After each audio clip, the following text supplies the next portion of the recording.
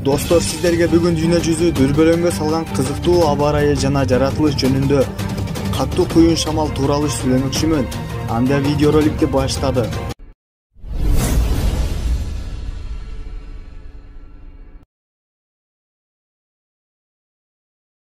Австралия.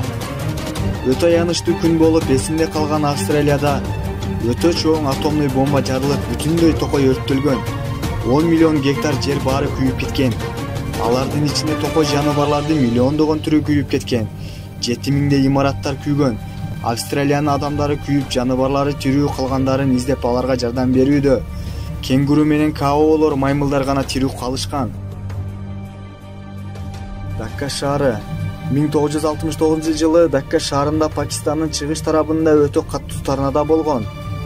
Анын кесепетинен 660 адамдын өмүрүн алган. 4000 адам жаракат алган. Бирок ошол күнү ал жерде 2 торнадо болгон. Экинчи торнадо область Камила тараптан баштап келген.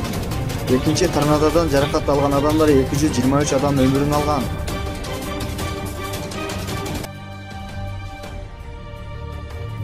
Сауд Аравия. Соорунда 27 апрель күнү Сауд Аравияда өтө катуу жамгыр болгон.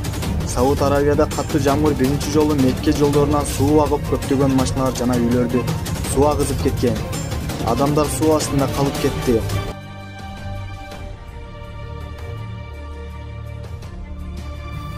Сизянсу шаары. 2021 жылдын 1-май күнү Кытайдын түштүк Сизянсу шаарында өтө катуу шамал болду.